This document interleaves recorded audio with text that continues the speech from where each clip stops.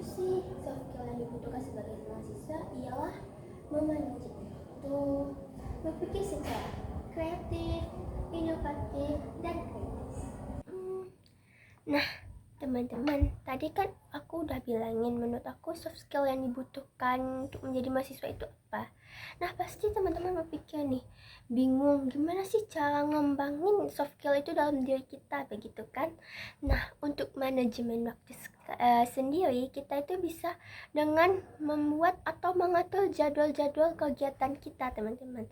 Jadi, untuk itu kita jadwalkan hari ini kita mau melakukan kegiatan apa, hari besok dan seterusnya, sehingga kegiatan-kegiatan yang kita lakukan itu tepat waktu atau lebih kondusif, lebih efektif dalam menggunakan waktu yang kita pakai, teman-teman. Nah, hal untuk bagaimana sih cara mengatur jadwal yang baik itu kan kita untuk mengatur jadwal yang baik itu, teman-teman, kita bisa melihat kegiatan-kegiatan kita itu masuk nggak sih dalam 4 tahap ini. Nah, pasti teman-teman bingung, 4 tahap apa sih? 4 tahap ini adalah yang pertama, apakah kegiatan kita itu sangat penting dan sangat mendesak, teman-teman, atau dia penting tapi tidak mendesak, dia tidak penting tapi mendesak, atau tidak penting dan tidak mendesak. Jadi dengan melihat kita apakah kegiatan ini atau ini mendesak dalam 4 bagian ini, kita bisa menjadwalkan kegiatannya sehingga kita dapat mengikuti dan lebih efektif begitu dalam mengerjakan kegiatan. Nah, itu menurut aku cara mengembangkan untuk manajemen waktu ya, teman-teman. Nah, yang kan aku punya 2 nih. Yang satu lagi kan cara berpikir lebih efektif, inovatif, dan kreatif. Begitu ya, teman-teman.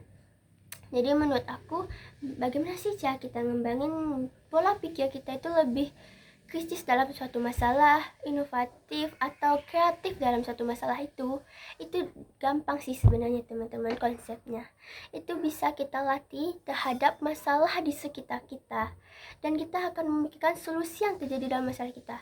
Misalkan ada suatu masalah di diri kita seperti ini, lalu kita berpikir solusi apa sih yang harus kita lakukan agar masalah ini selesai, begitu, teman-teman. Kita bisa berpikir apa di luar atau berbeda dari yang lain, itu bisa saja, teman. Jadi membisahkan diri untuk lebih kreatif, berbeda dari yang lain. Inovatif itu hal terbaru. Untuk buat berpikir terbaru itu kita bisa melatih diri untuk masalah tersebut.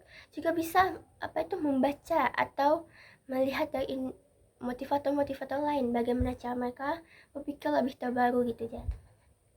Kalau menurut aku sih gitu aja sih cara ngembangin soft skill yang ada dalam diri kita, baik dalam manajemen waktu atau berpikir cara kritis, inovatif ataupun kreatif, teman-teman. Dipikir-pikir sepertinya teman-teman pasti punya pikiran gimana, alasan mengapa sih kita harus ngembangin soft skill ini, kenapa kita harus ini, kenapa kita harus itu. Nah, menurut itu soft skill yang aku bilang itu penting, teman-teman, karena dengan hal itu kita bisa membiasakan diri dengan kesibukan lebih produktif, karena kita sudah mahasiswa, bukan lagi siswa-siswa yang waktu itu terserah, atau kita itu udah levelnya udah lebih tinggi, teman-teman. Dan untuk itu, karena kita udah levelnya lebih tinggi, tentu kita cara berpikir kita itu harus lebih matang gitu. Dengan soft skill yang kita miliki itu lebih membantu kita untuk berpikir lebih matang, lebih dewasa dan sebagainya. Nah, teman-teman, sekarang kan kita udah jadi mahasiswa nih, udah punya limit semua dan sebagainya. Jadi sebagai seorang mahasiswa pun, kita pun tidak hanya terfokus pada pendidikan saja, teman-teman. Karena sekarang kita sudah menjadi suatu bagian atau warga dari masyarakat, sehingga kita tidak hanya fokus pada pendidikan saja. Dengan memanajemen waktu atau berpikir kreatif, inovatif, dan kreatif itu bisa kita gunakan dan kita terapkan dalam lingkungan masyarakat. Jadi teman-teman, hal ini sangat penting. Jadi alasan mengapa kalian harus punya soft skill itu begitu, teman-teman. Semoga paham ya. Semoga kalian suka dan paham ya sama penjelasan aku. Terima kasih telah menonton. Dadah.